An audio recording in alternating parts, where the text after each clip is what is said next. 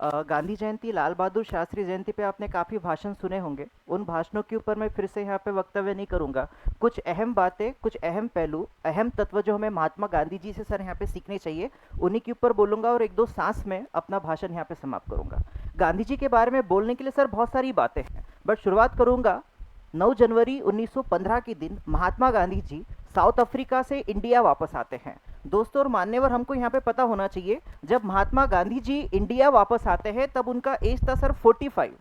अब मुझे बताइए, 45 साल के एज में एक आदमी समझता है कि उसने उसके जीवन का सारा कार्य कर लिया, करियर, एजुकेशन, सांसारिक जिम्मेदारी, राजकीय सामाजिक जिम्मेदारी सबसे मुक्त हो गया। But at the age of 45 वो इंडिया में आते हैं, रियलाइज करते हैं हमारे देश के ऊपर ब्रिटिशों की हुकूमत है, इनको अब मुझे जड़ से उखाड़ना है। 45 साल के एज में वो हमारे इंडिपेंडेंस स्ट्रगल मूवमेंट में एंट्री करते हैं। आप अगर नहीं यहाँ पे ड्यूरेशन देखेंगे, 1915 में गांधी जी भारत में वापस आते साउथ अफ्रीका से, वहां से 30 साल के अंदर भारत को आज़ादी मिल जाती है। सर, जब हम गांधी जी के नेतृत्व क्षमता की जब हम बात करते हैं, बहुत से लोग क्रिटिसिज्म करते हैं कि गांधी जी का योगदान था नहीं था, इस बारे में वाद है। बट उनके पास, जैसे सर के पास मैनेजमेंट का काफ़ी अच्छा कौशल है, ठीक उसी तरीके का कौशल महात्मा गांधी जी के पास भी था। अगर आप 1930 का सविनय कायदे भंग आंदोलन था, आप सभी को पता है कि गांधी जी ने दांडी यात्रा की थी, नमक का सत्याग्रह किया था। अब सबसे इंपॉर्टेंट बात, हिस्ट्री में यह देखा जाता है कि सत्याग्रह अलग अलग चीजों का हो सकता था, बट गांधी जी ने नमक को ही क्यों चुना, उसके पीछे बहुत बड़ा लॉजिकल कारण था। भारत में गांधी जी के आंदोलन के पहले बहुत सारे आंदोलन हुए, कामगारों के आंदोलन हुए, इंडस्ट्रीज के आंदोलन हुए, सेनाओं के आंदोलन हुए, किसानों के आंदोलन हुए, बट इन सब में समाज का हर वर्ग जो है वो कनेक्टेड फील नहीं करता था।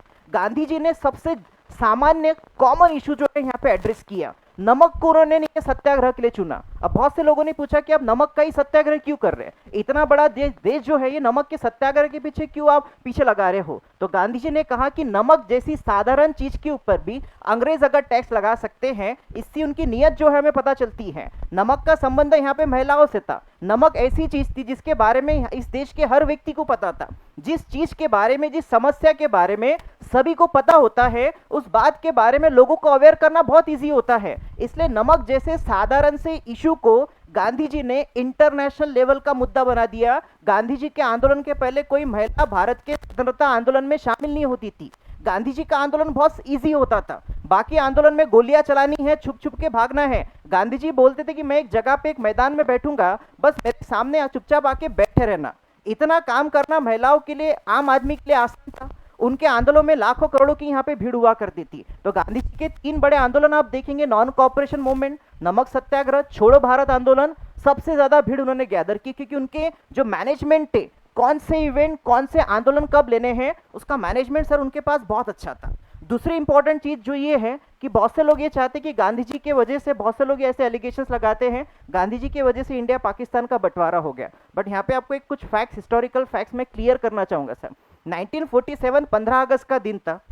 14 अगस्त के दिन पाकिस्तान आज़ाद हो गया था। 15 अगस्त 1947 के दिन इंडिया यहाँ पे आज़ाद हो गया था। और जिस दिन 15 अगस्त 1947 के दिन इंडिया आज़ाद हुआ, उस दिन करंटली बांग्लादेश में एक जगह है जिसका नाम है नौखली। इस जगह पे हिंदू मुस्लिम्स के दंगे चल रहे थे। इस दंगे के नीचे शांति स्थापित करने के लिए गांधी जी वहाँ पे आमरण उपोषण के लिए बैठ गए थे।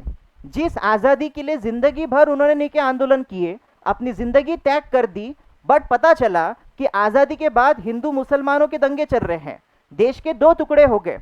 उनको भीतर से अच्छा नहीं लग रहा था, आज़ादी के जश्न में शरीक नहीं हुए थे। दिल्ली में सभी राजकीय नेता यहाँ पे झंडा फड़काने का, भाषण देने का काम कर रहे थे, और वही दंगे जहाँ पे भड़के हुए थे, ऐसी जगह के ऊपर गांधी जी यहाँ पे अनशन कर रहे थे। उनको आज़ादी की खुशी से ज़्यादा इस बात का दुख था कि मेरा देश तो आज़ाद हुआ, पर टुकड़ों में बट कर मुझे मेरा देश मिला है। लहू लुहान लाशें यहाँ पे पड़ी वाली है। आदमी का खून कौन सा है, हिंदू का, मुसलमान का, समझ में नहीं आ रहा है। तो जो लोग यहाँ दावा करते हैं कि गांधी जी ने बंटवारे करवा दिए, उन लोगों को ये फैक्ट्स यहाँ पे पता होना चाहिए। काफी दुखी, पीड़ित हुए थे गांधी जी ये बात सुन के कि हमारा देश जो है यहाँ पे विभाजित हुआ है। गांधी जी से कौन सी चीजें हम नहीं सीख सकते हैं, 3 चीजों के ऊपर सर यहाँ पे बात बोलूंगा, और उसके ऊपर हमने उसको किस तरीके से मिस इंटरप्रेट किया। सबसे पहला प्रिंसिपल गांधी जी ने सर हमें दिया है, वो है सत्याग्रह का। सत्याग्रह का सादे शब्दों में मीनिंग होता है सत्य के प्रति आग्रह। मेरा आग्रह सत्य के लिए है, मैं सत्य के लिए यहाँ पे स्टैंड करूंगा। किसी भी मोमेंट की शुरुआत वो करते थे कि मैं सही हूं, मैं लीगली सही हूँ, सोशली सही हूँ, इथिकली सही हूँ, इसलिए मुझे किसी से घबराने की जरूरत नहीं है। मैं आपके ऑफिस के सामने तंबू गाड़ के बैठ जाऊंगा, आपको ना चाटा मारूंगा, ना आपको गोली मारूंगा, ना आपको लाठी मारूंगा, बस यहाँ मैं खड़े रहूंगा अपने डिमांड्स लेके। यहाँ पे हजारों लोग यहाँ पे खड़े हो जाते थे। दिक्कत ये थी कि हजारों लोगों को आप जेल में डालेंगे कैसे? जेल में 100-500 लोग आ सकते थे, यहाँ पे लाखों लोग नहीं क्या ऑफिस के बाहर बैठे थे। तो ये मास मूवमेंट जो है गांधी जी यहाँ पे बनाते थे। अब ये क्या सत्याग्रह का जो ट्रेन है ना सर, लोगों ने इसको किस तरीके से मिस इंटरप्रेट कर लिया कि सत्याग्रह करने से हमें सब कुछ हासिल हो जाता है। आज के दौर में क्या होता है सर कि एक लड़का नहीं के लड़की को पसंद करता है। अब अक्सर ऐसा होता है लड़के लड़की की जब भी नहीं क्या प्रेम कहानी चालू होती है सर, अक्सर मतलब सर तो काफ़ी अच्छे नेचर के हैं, बट नहीं क्या अक्सर नहीं क्या पिक्चर में जो लड़की का जो बाप होता है, पिता होता है, वो अक्सर विलन बन जाता है। अब क्या हो गया कि लड़के को पता चल गया कि भाई इसके पिताजी है वो मानेंगे नहीं, लड़की की शादी करवाएंगे नहीं। लड़की और लड़का जो है प्रेम करते थे, लड़का थोड़ा पागल निकला तो लड़की ने भी मना करना शुरू कर दिया। पिताजी ने बोला कि मैं मेरे बेटी की शादी तेरे जैसे पागल आशिक से नहीं होने दूंगी। पिताजी यहाँ पे अड़ गए। लड़का जिद्दी था, सस्ता आशिक नहीं था, एकदम नहीं कि सज्जन आशिक था, वो एकदम जिद्दी आशिक था कि मैं शादी करूंगा तो इसी से करूंगा, तू ही मेरे सपनों की रानी है। अब वो लड़का क्या करता है, लड़की के घर के सामने तंबू गाड़ के बैठ जाता है। मनोज सर क्या गाड़ के बैठ जाता है? तंबू गाड़ के, हाँ तंबू गाड़ के बैठ जाता है और वहाँ पे एक बहुत बड़ा बोर्ड लगा देता है कि जब तक इस लड़की की मेरे से शादी नहीं होगी तब तक मैं यहाँ पे सत्याग्रह करूंगा, आमरण उपोषण करूंगा। इसने मोमेंट चालू कर दिया, घर के सामने तंबू गाड़ के बैठ गया, सत्याग्रह करना इसने यहाँ पे चालू कर दिया। अब सत्याग्रह शुरू हो गया। ये देख के गांव में खबर फैल गई कि एक सच्चा आशिक है और इनके पैर के बीच में यहाँ पे बाप आ जा रहा है। तो पूरा गांव जो है वहाँ पे पिताजी बदनाम हो गए। पिताजी हैरान हो गए, अपने बेटी की शादी उसके साथ करवा नहीं सकते थे। आशिक आवारा टाइप का व्यक्ति था, गांव की सिंपैथी उसको मिलने लग गई। देश में सर यही होता है, कोई तंबू गाड़ के बैठ जाता है उसको सिंपैथी मिलना चालू हो जाती है। पूरा गांव जमा हो गया कि आशिक को हम न्याय दिला के मानेंगे। आधे लोगों को पता नहीं कौन से न्याय की बात कर रहे, आशिक को हम न्याय दिला के मानेंगे बोलते। तो सब पूरा गाँव जो है तंबू में आके बैठ गया। बाप परेशान हो गया, बेटी परेशान होगी। तब एक व्यक्ति ने उनको एक आदत, एक नहीं क्या ट्रिक दिया, तुम एक काम करो बोलते कि ऐसा ऐसा करो, अगले दिन ये आशिक भी नहीं रहेगा और तुम्हारी समस्या का समाधान भी हो जाएगा। अगले दिन क्या होता है सर यहाँ पे कि जहाँ पे तंबू गाड़ के जहाँ पे युवक बैठा था कि मैं आमरण अनशन करूंगा, मर जाऊंगा अगर मुझे लड़की नहीं मिली तो, उसके अगले दिन सुबह उसके सामने नया तंबू गाड़ा जाता है और वो तंबू के सामने एक अधेड़ उम्र की बुढ़िया बैठी रहती है जो 80-90 साल की थी। वो वहाँ पे नहीं क्या बैनर लगा देती कि मैं लड़के से शादी करूंगी, मैं मर जाऊंगी जब तक मेरा आमरण अनशन यहाँ पे चलते रहेगा। तो आजकल अब देखते हैं सर सत्याग्रह का इस तरीके से नहीं कि यहाँ पे उपयोग से गलत उपयोग जो है लिया जा रहा है। सत्याग्रह को हमें सत्य के लिए यहाँ पे उसका उपयोग यहाँ पे करना चाहिए। दूसरा जो नहीं के रास्ता सर नहीं के यहाँ पे नहीं के गांधी जी ने सत्य की बात कही है। सत्य तो हम बोलते हैं सर, बट वही सत्य बोलते हैं जिस सत्य में हमारा फायदा है। सत्य दो तरीके के होते हैं, एक रिलेटेबल सत्य होता है, दूसरा नहीं क्या एब्सोल्यूट सत्य होता है। एक एग्जाम्पल के तौर पर यहाँ पे दूंगा। यहाँ पे नहीं क्या स्वर्णिम सर अगर नहीं क्या आदित्य बार के पास है, उसको अगर घर से कॉल आ गया, घर से उसको कॉल आ गया, तो अब नहीं क्या स्वर्णिम यहाँ पे दो बात बोलेगा। रिलेटेबल सत्य क्या होगा, स्वर्णिम नहीं क्या आदित्य बार में बैठा हुआ है तो स्वर्णिम क्या बताएगा कि मैं आदित्य बार के पास हूं, तो ये हो गया रिलेटेबल सत्य। एब्सोल्यूट सत्य क्या है कि मैं आदित्य बार में बैठा हूं। तो हम सत्य जो है इस तरीके से बताते हैं, हम बार में बैठे रहेंगे, हम घर से फोन आएंगे, बस बस आदित्य बार के पास में बैठा हूं, इस तरीके से हम सत्य बताते हैं। तो सत्य को भी सर हम इस तरीके से यहाँ पे चैनलाइज करते हैं। तीसरा जो प्रिंसिपल महात्मा गांधी जी ने जो यहाँ पे दिया वो अहिंसा की यहाँ पे बात है।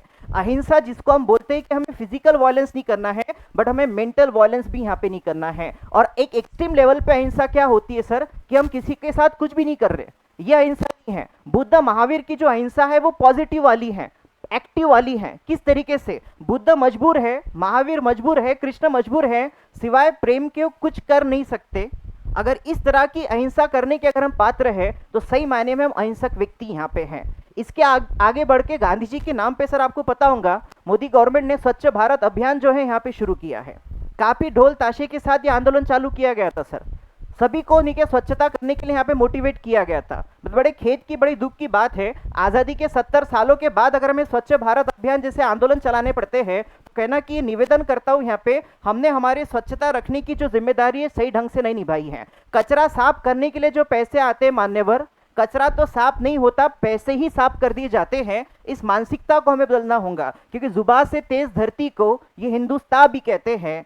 हिंदी है वतन को हासिले इमा भी कहते हैं, मगर गैरत न जाने क्या हुई अहले कयामत की, कि वतन को लूटते भी हैं और वतन को माँ भी कहते हैं, वतन को लूटते भी हैं और वतन को माँ भी कहते हैं। इस तरह के चरित्र से सर हमको यहाँ पे बाहर आना होगा। राष्ट्रपिता को तो हम मानते हैं सर, पर यहाँ पे पर पूरा राष्ट्र नहीं के हमको पीता हुआ नजर आता है। गांधी जी ने यहाँ पे युवक के बारे में बात की, पर सर देश का युवा क्या कर रहा है? देश का युवा युवती के बारे में सोच रहा है, 60 ml लूँ कि 90 ml लूँ, इसके बारे में सोच रहा है। तो कहना कि वाकई में हमें गांधी जी के फोटो वाले नोटों से ज़्यादा प्यार गांधी जी के विचारों से करना है, गांधी जी के मूल्य से करना है। गांधी चौक के रास्ते पे चलने से अच्छा उनके विचारों के अगर रास्ते पर हम चढ़ेंगे तो सही मायने में देश और स्वयं के जीवन में प्रगति हम यहाँ पे ला पाएंगे। यही विचार, यही आशावाद यहाँ पे व्यक्त करता हूँ। और आपके गालिब करके एक शायर हुए सर, गालिब के शेर से आज की इस भाषण को समाप्त करूंगा कि हर बात पे कहते हो कि तुम क्या है, हर एक बात पे कहते हो तुम